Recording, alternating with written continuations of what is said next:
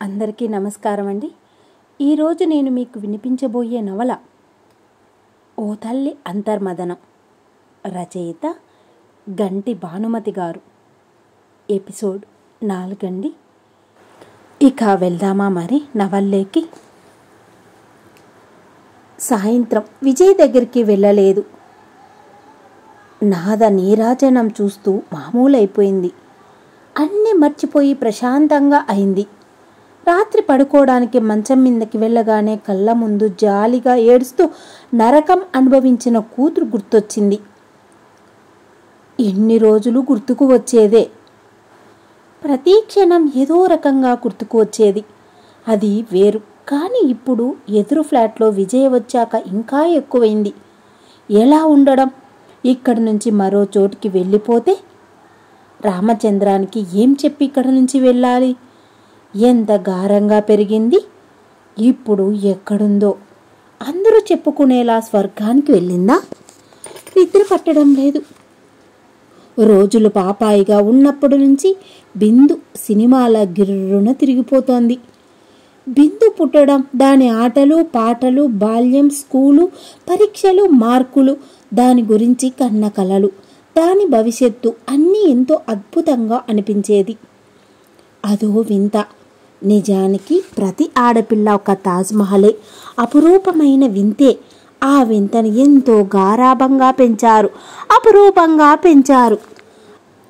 ఆగారమే దాని బావిని కాలరాసిందా? అప్పుడు అది గారమని అనుకోలేదు. కొడుకుకి కూతురికి ఓ 10 ఏళ్ల వ్యత్యాసం ఉండడంతో బిందు అంటే ముద్దు. అది ఏది అడిగితే అది, అన్నిటికీ సరే, లేకపోతే అలాగే అనేది. ఈ గారం ముద్దు దాన్ని మొండిదానిలా మార్చిందా? అది అప్పుడు తెలియలేదు. తెలిసే నాటికి నిస్సహాయంగా ఉండిపోయింది. అంతా అయిపోయింది. రాను రాను ఏదైనా వద్దంటే కోపం, కాదంటే కోపం, లేదంటే కోపం. అన్నం మానేయడం, దానితో బుజ్జగించడం, బ్రతిమాలడం, అది అన్నదే చేయడం సర్వసాధారణమైంది. ఇది తల్లిగా తన బలహీనత. అదే దాని జీవితాన్ని కాటేసిందా? కూతురు మీద ప్రేమ, గారం అవి అనేది తమ ఇంటి వరకే అనుకుంది. దాని పంతం గారం అనుకున్నది సాధించుకోవడానికి బ్లాక్మెయిల్ చేయడం అన్నీ ఇంటి వరకే పరిమితమని అనుకుంది. కానీ దాని జీవితం అంతవరకే కాదు అన్న సంగతి తనకెందుకు తట్టలేదు? ఈ ఇంటి బయటను కూడా జీవితం ఉంది. ఈ ఇల్లు దాటాక ఆ బయట ప్రపంచంలోకి వెళ్ళాక ఎంతోమంది ఎదురవుతారు. అయితే వాళ్ళందరూ తమలాగే బిందు మాటలకి ముగ్ధులైపోతారా? నీ ఇష్టం, అలాగే చేద్దాం అని అనేస్తారా? నువ్వు ఎలాగంటే అలాగే, సరే అని అంటారా? అనరు. ఒకవేళ సరే అనకపోతే బిందుకు కోపం వస్తే బ్రతిమాలతారా? బ్రతిమాలరు. లేకపోతే పోవే అని తోసేస్తారా? అంతేకాని నీ ఇష్టం, నీ మాట ప్రకారమే జరగని అనేస్తారా? అనరు. ఆమె మాట్లాడే ప్రతి మాట ఎదుటి వాళ్ళ వినాలి అంటే ఎవరు వింటారు? ఆమె బెదిరింపులకి భయపడతారా? ఇంట్లో వాళ్ళం కాబట్టి తాము విన్నారు, కానీ ఆమె చుట్టూ ఉన్న వాళ్ళు ఎందుకు వింటారు? ఇలాంటి వాటిని ఎదుర్కొనే విధంగా తను పెంచలేదు. తాను తప్పు చేసింది. ఇదే జరిగింది బిందు విషయంలో. ఇవన్నీ మూల కారణాలా? అదే అయితే బిందు మరణంలో ఓ తల్లిగా తన పాత్ర ఎంత? తన పెంపకంలో ఏం లోపం? ఎక్కడ ఉంది లోపం? ఒక కూతుర్ని ఎలా పెంచాలో అలాగే పెంచింది అని తను అనుకుంది. ఇప్పుడు తెలుస్తోంది కాదు అని. తప్పంతా తనదే అని. కానీ తప్పు ఎక్కడ జరిగింది? కాలేజీలో చేర్చినప్పుడా? ఆ రోజు మొదటి రోజు, బిందు కాలేజీకి వెళ్ళే రోజు. తనకి ఇంకా గుర్తు. బీఎస్సీలో చేరబోతోంది. అది కూడా దూరాన ఉన్న హైదరాబాదులో. అప్పుడే దాని జీవితంలో పెద్ద మలుపు, భయంకరమైన మలుపు. తిరిగి వెనక్కి రాలేని దారిలోకి ప్రయాణం చేసింది. అంతవరకు వాళ్ళ కాలనీలోని స్కూళ్ళకి వెళ్ళింది. స్కూల్ తర్వాత ఒక 10 కిలోమీటర్ దూరంలో ఉన్న జూనియర్ కాలేజీలో చేరింది. ఆ కాలేజీకి కూడా కాలనీ బస్సులో వెళ్ళేది. అందులోనే వచ్చేది. ఏమాత్రం భయం లేకుండా జూనియర్ కాలేజీ వరకు చదువు సాగిపోయింది. ఇన్నేళ్లు కళ్ళ ముందు ఉండి చదువుతుంది. అలాంటిది ఇప్పుడు వేరే వీళ్ళు హాస్టల్లో ఉంచి చదివించడం అంటే కాస్త భయపడ్డా బిందు పట్టింది. ఎప్పుడు ఇదే కాలనీలోనేనా? నేను హైదరాబాద్లో చదువుతాను అని అంటే అరుంధతి రామచంద్రం ఒప్పుకోలేదు. ఎంసెట్ రాయమని అన్నారు. ఒక 25 కిలోమీటర్ దూరంలో ఒక ఇంజనీరింగ్ కాలేజ్ ఉంది, అందులో చేరితే బాగుంటుందని అనుకున్నారు. కానీ బిందు ఒప్పుకోలేదు. అందరిలా నువ్వు కూడా ఆ ఎంసెట్ అది రాయమంటావేంటి? నేను ఆ పరీక్షలు అవి రాయను. ఆ ఇంజనీరింగ్ సముద్రంలోకి దూకను. హాయిగా నేను బీఎస్సీ చదువుతాను, ఎంఎస్సీ చేస్తా, పిహెచ్డి. అప్పుడు నేను డాక్టర్ బిందుని. ఒక మంచి ల్యాబ్లో సైంటిస్ట్గా చేరుతాను. ఇది నా కళ, దీన్ని నువ్వు పాడు చేయకు అన్న దాని మాటలు విన్నాక ఇంకా అరుంధతి గాని రామచంద్రం కాని ఏమి అనలేకపోయారు. అయిష్టంగానే హైదరాబాద్కి కూతురుని తీసుకొని అరుంధతి వెళ్ళింది. బిందు ఎంతో ఉత్సాహంగా ఉంది. కానీ అరుంధతి లేదు. ఆమె భయం ఆమెది. ఇంతవరకు బిందు ఉన్నది, ఆమె చూసింది ఒక చిన్న ప్రపంచం మాత్రమే. ఒక బావిలో ఉన్న కాలనీలా ఉన్న కూతురు ఇప్పుడు ఒక్కసారిగా మరో పెద్ద తెలియని ప్రపంచంలోకి వెళ్తోంది. తెలియని మనుషులు, తెలియని వాతావరణం. అలాంటి ఆ పెద్ద ప్రపంచంలోని ఏ ప్రమాదాలు జరుగుతాయో పాపం తట్టుకోగలదా? తట్టుకునేలాగా తాను పెంచిందా? లేదు, అలా పెంచలేదు. ఎంతో ప్రొటెక్టివ్గా చూసుకుంది. తన బుర్రతో పెరిగింది. అందుకే భయం. ఏం చేస్తే తనకి ధైర్యంగా ఉంటుంది? ఏం చేస్తే ఆమె తన కళ్ళ ఎదురుగా ఉంటుంది? ఆమెకు ఒక చిన్న ఇల్లు తీసుకొని కూతుర్ని పెట్టుకొని ఉంటే కూతుర్ని జాగ్రత్తగా చూసుకోవచ్చు అన్న ఆలోచన కూడా ఆమెకు వచ్చింది. తన ఆలోచనకి ఆమెకే నవ్వొచ్చింది. బిందును మరీ చిన్నపిల్లలా భావిస్తోంది. 17 నిండా అమ్మాయికి. బయటికి వెళ్ళి ఎన్నో ఛాలెంజ్ల్ని ఎదుర్కోవాలి. అయితే అన్ని ఆమెకు పరిస్థితులే నేర్పిస్తాయి అని తనకు తానే ధైర్యం చెప్పుకొని మామూలైంది.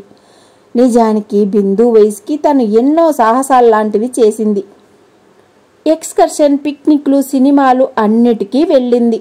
ఆ రోజుల్లో తనకి భయం లేదు. ఏదో జరగబోతుందేమోనన్న భయం తన తల్లికి కూడా లేదు. అందుకే భయపడలేదు. తనకి ఏం కాదు అన్న ధైర్యంలో తల్లిలో ఉంది, తనలో కూడా ఉంది. ఆ రోజుల్లో తనకి తల్లికి లేని భయం ఈరోజు తనలో ఎందుకుంది? తనకెందుకు భయపడుతోంది? ఆలోచిస్తే కారణం చాలా సింపుల్. అప్పటి వాతావరణం ఇప్పుడు లేదు. ఇప్పుడు అన్ని ఛాలెంజ్లు, కొత్త కొత్త ప్రమాదాలు. రోజు ఇలా ఉంటే నీకు చక్కటి ప్రపంచాన్ని ఇస్తున్నాం, బయటికి వెళ్ళు అని చెప్పడం కష్టం. అందుకే భయపడుతోంది. భయపడిందే జరిగింది. దీనికే ఎందుకు ఇంత ఘోరంగానా, ఇంత భయంకరంగానా? ఒక్కసారి కాలేజీ, యూనివర్సిటీ ఉలిక్కి పడింది. విద్యార్థి సంఘాలు, రాజకీయ నాయకులు, మహిళా సంఘాలు, మీడియా ఉత్సాహంగా బయటికొచ్చాయి. ర్యాలీలు, ధర్నాలు, కొవ్వొత్తులు, ర్యాలీలు, న్యాయం కోసం ఉద్యమం, ఆందోళనలు. కానీ ఏం జరిగింది? బిందు బతకలేదు. న్యాయం కోసం ఎక్కే గుమ్మం, దిగే గుమ్మం. ఇంతవరకు న్యాయం జరగలేదు. కాసులు రాలని కేసులని కాలితో తంతాయి. సమాజానికి అంతటికీ ఒక గొడుగులా రక్షించాల్సిన వ్యవస్థకి కూడా పురుషత్వం ఉంటుందని మరొకసారి నిరూపించుకుంది. ఇది నాలాంటి తల్లుల సమస్య, ఎంతోమంది తల్లుల సమస్య. తమ జీవితంలో బిందు ఒక అధ్యాయం. అది ముగిసిపోయింది. ఆ పేజీలు వెనక్కి వెళ్ళిపోయాయి. కానీ అప్పుడప్పుడు ముందుకు వస్తుంటాయి. ఇది జరిగి సరిగ్గా 6 ఏళ్ళయింది. మెల్లమెల్లగా ఇప్పుడిప్పుడే అన్నీ మర్చిపోతున్న సమయంలో విజయ ఆమె జీవితంలోకి వచ్చింది. నిజానికి వీళ్ళిద్దరూ వచ్చాక తమ పిల్లలిద్దరినీ మర్చిపోతున్నారు. కాదు, వీళ్ళే మరిపించారు అని భార్యాభర్తలు ఇద్దరూ ఒప్పుకుంటారు. ఖాళీగా కూర్చున్నప్పుడు విజయ గురించో విరాట్ గురించో మాటలు వస్తుంటాయి. ఇవాల్టి కోసం గతాన్ని కొంచెం వెనక్కి జరిపినట్టు అనిపిస్తోంది. ఆలోచిస్తూ కలత నిద్రపోయింది. మామూలుగా తెల్లారింది. ఎదురు ఫ్లాట్ విజయ. అంతకు ముందు రోజు జరిగిన సంభాషణ అన్నీ గుర్తుకొచ్చాయి. అరుంధతి మామూలుగా అవలేకపోయింది. టీవీ ముందు కూర్చుంది. రామచంద్ర పెట్టిన ఏదో సినిమా యాంత్రికంగా చూస్తోంది. విజయ కాలేజీకి వెళ్ళడం మొదలుపెట్టింది. ఓ 2 నెలల తర్వాత విజయ శుభవార్త చెప్పింది. చెప్తున్నది తన కూతురు బిందు అని అనిపించింది అరుంధతికి. బతుకు నిత్యం గ్రీష్మం అనిపిస్తున్న సమయంలో ఈ అకాల వర్షం కొంచెం ఆనందాన్నిచ్చింది.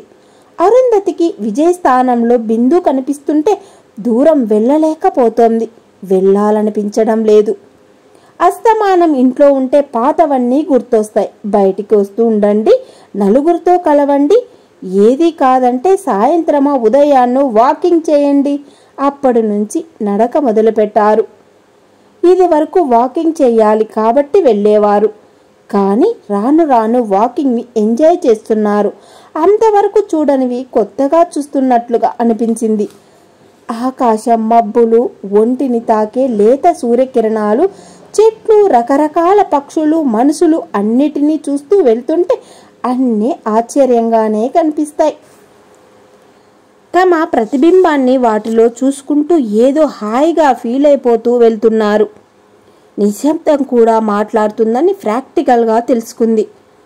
ఓ చెట్టు, ఓ పువ్వు చూస్తున్న కొద్దీ, అలా గమనిస్తున్న కొద్దీ ఏదో అంటున్నట్లు అనిపిస్తుంది. అది మనలోని మరొక కోణం. చూసి ఆనందించే హృదయం ఉంది. ఇన్ని రోజులు దాని మీద ఓ నల్లటి దుప్పటి కప్పేసింది. ఇప్పుడు ఆ ముసుగు జరిగిపోయింది. అందుకే దృష్టి మారింది, చూపు మారింది, కోణం మారింది. అందుకే మారిన ఆ కోణంలో నుంచి చూస్తుంటే ప్రకృతి మనిషికి దగ్గరైపోయినట్లు అనిపిస్తుంది.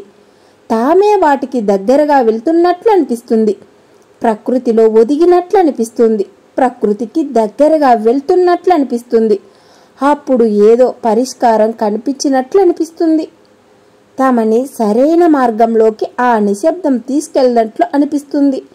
మార్గంలో అంతా ప్రశాంతతే అని తెలుసుకుంది. అందుకే నిశ్శబ్దం మాట్లాడుతుంది. ఇన్నాళ్ళు శరీరాన్ని, మనిషిని వేరుగా చూసింది. అందుకే ప్రశాంతంగా ఉండలేకపోయింది. కానీ ఇప్పుడు కాదు, ఆ రెంటినీ కలిపింది. ప్రశాంతత మనలోని అంతర్లీనంగా ఉన్న జల, దాన్ని తోడడానికే శ్రమ పడుతోంది.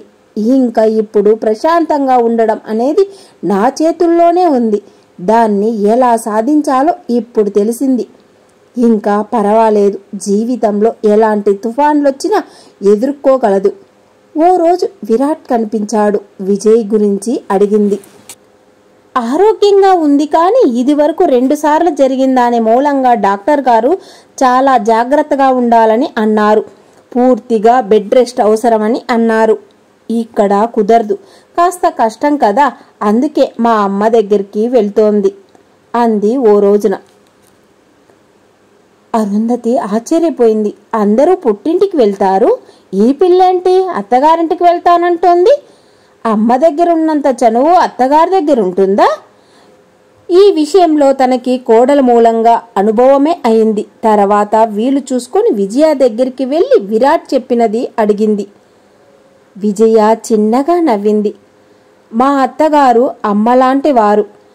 అయినా అరుంధతి మరోసారి అదే విషయాన్ని అడిగింది. విజయ్కి అరుంధతి మాటలు అర్థమయ్యాయి. ఆమెకి వచ్చిన అనుమానం గమనించింది. నిజానికి అందరూ ఈ సమయంలో పుట్టింటికి వెళ్తారు, కానీ మా పరిస్థితి వేరు. మా అమ్మ వాళ్ళిల్లు చాలా చిన్నది. ఇది వరకు నా పెళ్లి కానప్పుడు అందరం ఒక గదిలోనే పడుకునే వాళ్ళం. ఇప్పుడు అలా కాదు, నేను వెళ్తే నాకు గది ఇవ్వాలి. అదొక్కటే కారణం కాదండి. మా అమ్మ, నాన్న అన్నయ్య మీద ఆధారపడ్డవాళ్ళు. నాన్నగారు చేసింది ప్రైవేట్ కంపెనీలు, అందుకని పెన్షన్ అంటూ ఏమీ లేదు. నేను వెళ్తే వాళ్ళకి బరువు తప్ప మరేం లేదు. వాళ్ళకి నేనంటే ఇష్టమే, నా మీద ప్రేమ ఉంది, కానీ వాటిని మింగేసే పరిస్థితి అక్కడుంది. ఇలాంటి ఇబ్బందులు అత్తగారింట్లో లేవు. పైగా మా అత్తగారు పేరుకే గాని ఆవిడికి నేనంటే చాలా అభిమానం. మా మామగారు ఉద్యోగం చేస్తున్నారు, ఆర్థికంగా స్వతంత్రులు. ఆ ఇంట్లో ఉండేది కూడా ఇద్దరే. విరాట్ కూడా ఎప్పుడంటే అప్పుడు రావచ్చు. ఆ స్వతంత్రం ఉంది. అలవాటైన ఇల్లు, ఇంటికి దగ్గరలోనే ఒక మంచి నర్సింగ్ హోమ్ కూడా ఉంది. అయితే నువ్వు ఇప్పుడెళ్ళి డెలివరీ అయ్యాక వస్తావన్నమాట. అవునన్నట్లుగా తల ఊపింది. ఎప్పుడు వెళ్ళేది? శనివారం. ఎలా వెళ్తున్నావు? ట్యాక్సీలోనా? కాదు, రైల్లో డాక్టర్ గారు ట్యాక్సీ వద్దన్నారు. టికెట్ కొనడం కూడా అయిపోయింది. అయితే శుక్రవారం రాత్రి భోజనానికి రండి. ఎందుకు మీకు శ్రమ? నసిగింది. ఇది మా ఆనందం. తప్పకుండా వస్తాం. ఉత్సాహంగా ఇంటికెళ్ళాక భర్తతో చెప్పింది. రామచంద్రం కూడా సంతోషించాడు. మంచి పని చేసిందని కూడా అన్నాడు. ఆ సాయంత్రం అరుంధతి రామచంద్ర కలిసి బయటికి వెళ్ళాలని ప్లాన్ వేసుకున్నారు. రామచంద్ర ముఖంలో సంతోషం, నవ్వు చూస్తూ అనుకుంది, ఎన్ని రోజులైంది భర్తనిలా చూసి అని. ఈ మధ్య కాలంలో రామచంద్ర నవ్వగా చూడలేదు. ఎన్నో మర్చిపోయాడు. అందులో నవ్వు కూడా ఒకటి. ఇది విజయ్ ఇంటికి భోజనానికి వస్తున్న ఆనందానికా, విజయ్ కడుపుతో ఉన్నదానికా, తమ ఇంటికి చాలా ఏళ్ల తర్వాత అతిథులు వస్తున్నందుకా? అమ్మాయికి ఒక చీర పెట్టు, నీ దగ్గర కొత్త చీరలు చాలా ఉంటాయి కదా. ఆమెకి ఇంకా ఆశ్చర్యపోయింది. ఈ మనిషిలో ఏమిటి ఇంత మార్పు? ఇది విజయ మూలంగా వచ్చిందా? ఆమెలో బిందును చూస్తున్నాడా? ఆమె విజయ కాదు బిందు అని తనలాగా అనుకుంటున్నాడా?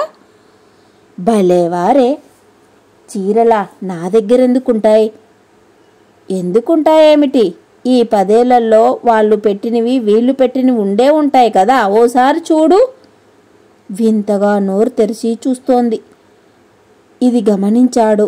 తడబడ్డాడు. తన ప్రవర్తనే భార్యకు ఆశ్చర్యం కలిగించినందుకు. అంటే ఏదైనా ఉందేమో అని నసిగాడు. అరుంధతి నవ్వేసింది. ఉండే ఉంటాయి, కానీ ఆ చీరలన్నీ నాకు పెట్టినవి. పైగా అవన్నీ జరీ చీరలు, పెద్దవాళ్ళు కట్టే చీరలు. అమ్మాయి కాలేజీలో పనిచేస్తుంది, పైగా చిన్నపిల్ల. ఈ రోజుల్లో బోలెడు రకాలు, కొత్త కొత్త రకాలు వస్తున్నాయి. పోనీ మీరు ఇంట్లో ఉండకూడదు, నేను వెళ్ళి తెస్తాను. నేను ఇంట్లోనా? మంచిదానివే. నేనొక్కడినే ఇంట్లో కూర్చొని ఏం చేస్తాను? నేను నీతో వస్తాను. అమ్మాయికి ఎలాంటి చీర కొంటావో నేను చూస్తాను. ఎలాంటి చీర ఏమిటి? బ్రహ్మాండమైన చీర కొంటాను. నా సెలెక్షన్ మీకు తెలియదా? మనము USA వెళ్ళినప్పుడు కోడలికి తీసుకెళ్ళాం. అందరూ బాగుందని మెచ్చుకోలేదా? నిజం, అందరూ మెచ్చుకున్నారు. ఎవరు కట్టుకుంటే బాగుందని అన్నారు? కోడలు కట్టుకున్నప్పుడు కాదు కదా. ఒక్కసారి అరుంధతి మొహం పాలిపోయింది. మనసు కుంచుకుపోయింది. అది నిజమే. US వెళ్తున్నప్పుడు కోడల కోసం మంచి చీర కొనాలనుకుంది. ఓ 4 దుకాణాలు తిరిగింది, నచ్చలేదు. కంచి చీరలు అమ్మే దుకాణానికి వెళ్ళింది. ఓ చక్కటి పట్టు చీరను కొంది. అక్కడికి వెళ్ళాక బొట్టు పెట్టి కోడలికిచ్చింది. ఆమె తీసుకుంది. అత్తయ్య, చీర చాలా బాగుంది, మీది మంచి సెలెక్షన్ అని కూడా మెచ్చుకుంది. ఆ పొగడ్తికి పొంగిపోయింది. ఆ తర్వాత ఓ శనివారం ఎవరింట్లోనో గెట్ టుగెదర్ ఉంటే అదే ఊళ్ళో మరొక కూతురు డెలివరీ కోసం వచ్చి ఆ కూతురు దగ్గర ఉంటున్న వియ్యపురాలు కూడా వచ్చింది. తన కోడలికి పెట్టిన ఆ చీరను కట్టుకొని వచ్చింది. ఈవిడ కట్టుకున్న చీర తన కోడలికిచ్చిన చీరలా ఉంది అని అనుకుంది. అయినా అలాంటిది ఈ ప్రపంచంలో ఒకటే ఉందా ఏంటి? ఆవిడ కూడా తెప్పించుకొని ఉండొచ్చు అని సమాధాన పడింది. అందరూ ఆ చీరనే మెచ్చుకుంటుంటే ఆవిడ గొప్పగా మా అమ్మాయి హైదరాబాద్ నుంచి తెప్పించింది అని అంటుంటే అరుంధతికి ఆమె మొహం చూడ్డం మినహా మరేం చెయ్యలేకపోయింది. అవమానం అనిపించింది. ఆమె మెచ్చుకోలు ఎవరికి వెళ్తాయి? తనకా, కోడలికా, లేకపోతే కట్టుకున్న వియ్యపురాలికా? ఇప్పుడు అదే గుర్తొచ్చింది. భర్త ఆ విషయం గుర్తుండి అన్నాడో లేదో కానీ అరుంధతికి గుర్తొచ్చింది. భర్తలో వచ్చిన మార్పు ఇచ్చిన సంతోషం ఈ చేదు జ్ఞాపకాన్ని పక్కకి నెట్టింది. ఇద్దరు కలిసి బజారు వెళ్ళి ఓ 4 దుకాణాలు తిరిగి ఓ చక్కటి చీర కొన్నారు. ఆ తర్వాత పళ్ళు పువ్వులు కొన్నాక ఇంటికి వచ్చారు. అన్నీ కూడా తమ కూతురికి చేసుకున్నట్లుగా అనిపించింది. అందుకే అంత ఉత్సాహం. శుక్రవారం రానే వచ్చింది. అరుంధతి హడావుడి అంతా ఇంతా కాదు. ఉదయం నుంచి వంటింట్లోనే ఉండి ఏదో ఒకటి చేస్తోంది. అరుంధతి వంట చేస్తున్నంతసేపు రామచంద్రం వంటింటి గుమ్మం దగ్గర ఒక కుర్చీ వేసుకుని ఏవేవో సలహాలు ఇస్తూనే ఉన్నాడు. భర్త సలహాల్ని పట్టించుకోలేదు. దానితో ఇద్దరు వాదించుకుంటూ అలా కాదు ఇలా కాదు అని అనుకుంటూ సరదాగా నవ్వుకుంటూ వంట పూర్తి చేసేశారు. భోజనానికి వచ్చినప్పుడు విజయ్ ఇంట్లో తిరుగుతుంటే బిందు తిరుగుతున్నట్లుగా అనిపించింది.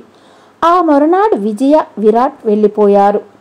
అయినా అరుంధతి, రామచంద్రం వాళ్ళ గురించే మాట్లాడుకుంటూ ఓ 2 రోజులు గడిపేశారు. విరాట్ వచ్చాడు. మునుపటి కన్నా చాలా దగ్గరైనట్లుగా అనిపిస్తోంది. విరాట్ కూడా ఒక 2 సార్లు ఇక్కడే భోంచేశాడు.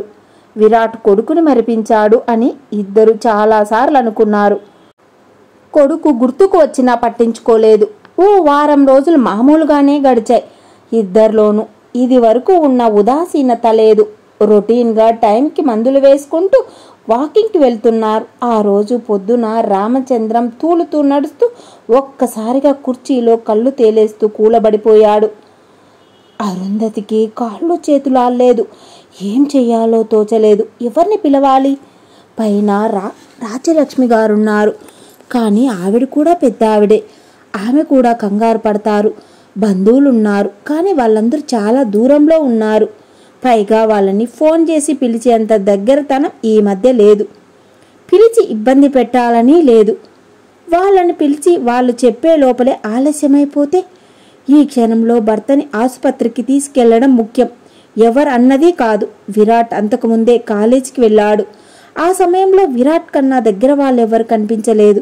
వెంటనే విరాట్ ఫోన్ చేసింది. విషయం చెప్పింది. నేను వస్తున్నాను, ఏం భయం లేదు అని అన్నాడు. ఓ 10 నిమిషాల్లో అంబులెన్స్తో వచ్చాడు. 6 కిలోమీటర్ల దూరంలో ఉన్న మల్టీ స్పెషాలిటీ హాస్పిటల్కి తీసుకెళ్లారు. తను లోపలికెళ్ళి అన్ని విషయాలు మాట్లాడాడు. వెంటనే డబ్బు కట్టాడు. అన్నీ చకచకా జరిగిపోయాయి. అప్పుడే డ్యూటీలోకి వచ్చిన డాక్టర్లు అన్నారు. అందులో ఫిజిషియన్ కూడా ఉన్నాడు. కేస్ సీటు తయారు చేస్తూ పాత చరిత్ర అంతా అడిగారు. తమతో పాటు పాత ఫైల్స్ కూడా తేవడంతో అవి ఓసారి చూశారు. వాళ్ళు అవి చూస్తున్నప్పుడు జరిగిందంతా అన్ని వివరంగా చెప్పింది అరుంధతి. పిన్ని గారు, మన అదృష్టం, ఈరోజు కార్డియాలజీ విజిట్ చేసే రోజట. ఆయన కాసేపు అయ్యాక వస్తాడట. ప్రస్తుతానికి అందుబాటులో ఫిజిషియన్ కూడా ఉన్నాడు. అవునన్నట్లుగా తల ఊపింది. ప్రస్తుతానికి ఇంజెక్షన్ ఇచ్చారు. మరో గంటకి రోజు వచ్చే కార్డియాలజిస్టు వస్తారని, వచ్చాక అతను చూస్తారని అన్నారు. బాబాయ్ గారికి ఏం కాదు, మీరు భయపడకండి. ఆ రోజున కార్డియాలజిస్టు తొందరగా వచ్చాడు. అతను వస్తూనే రామచంద్రాన్నే చూశాడు. ఈసీజీ తీశారు. అన్ని పరీక్షలు చేశాడు. సిస్టర్ని తొందరగా ఓ మందు తీసుకురమ్మన్నాడు. ఆమె దానితో ఇంజెక్షన్ చేశారు. పర్వాలేదన్నాడు. అన్నీ గబగబా జరిగిపోయాయి. డాక్టర్ అన్ని విషయాలు విరాట్తో మాట్లాడుతుంటే అరుంధతికి విరాట్ తన కొడుకే అన్న భావం వచ్చింది. ఎంతో స్వేచ్ఛగా చనువుగా మాట్లాడేస్తోంది. ఆ హాస్పిటల్ ఆవరణంలోనే ఉన్న మందుల షాప్లో మందులు కొని విరాట్ తీసుకువచ్చాడు. వాటిని డాక్టర్కి చూపిస్తూ సిస్టర్కి చెప్పారు. ఏ మందు ఎలా వేయాలో, ఎప్పుడు వేయాలో అన్నీ చెప్పారు. రూమ్కి తీసుకొచ్చారు. టైం 11 దాటిపోయింది. విరాట్ను చూసింది.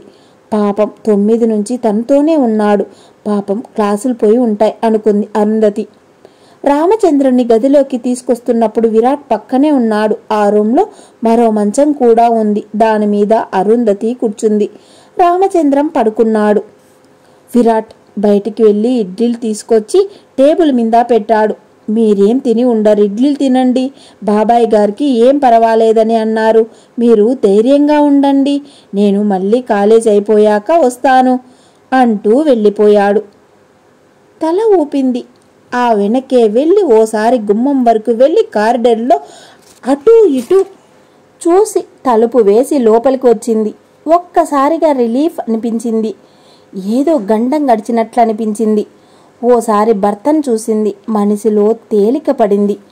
విరాట్ వెళ్ళిపోయాక విరాట్ మా కొడుకు కాదు, అయినా ఎంత సహాయం చేశాడో అనుకుంటూ టేబుల్ దగ్గరికి వెళ్ళింది. ఇడ్లీ ప్యాకెట్, మంచినీళ్ల సీసా.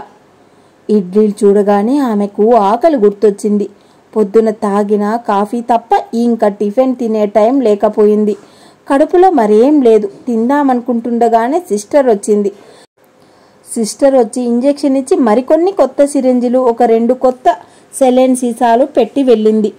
మందులు ఉన్న ఒక బ్రౌన్ కవర్ని టేబుల్కి ఉన్న అరలో పెట్టింది. తాను తెచ్చినవన్నీ కేస్ ఫీట్లో అన్నీ రాసి వెళ్ళిపోయింది. ఆమె వెళ్ళాక తలుపు వేసేస్తూ అటూ ఇటూ చూసింది. ఎవరూ లేరు. ఇంకిప్పుడు ఏ టెన్షన్ లేదు. మెల్లగా తినొచ్చు. ఇడ్లీలు తినేసింది. మంచినీళ్లు తాగేసింది. రామచంద్ర పడుకున్నాడు.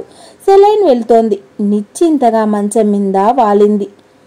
అంతవరకు ఆమెలో ఉన్న కంగారు భయం తగ్గాయి. విరాట్ వస్తే థ్యాంక్స్ చెప్పాలి. అసలు అప్పుడే చెప్పాల్సింది. ఇంతటితో ఈ ఎపిసోడ్ ముగిద్దామండి. మిగిలింది నెక్స్ట్ ఎపిసోడ్లో విందాం. ఇంతవరకు నేను చెప్పిన నవలలో తప్పులు ఏమైనా దొర్లింటే పెద్ద మనసుతో మన్నించాలని కోరుకుంటూ సెలవు తీసుకుంటున్నా. అన్నట్టు మాట అండోయ్. ఈ నవల కానీ మీకు నచ్చినట్లయితే లైక్ చేసి, షేర్ చేసి, సబ్స్క్రైబ్ చేయండి.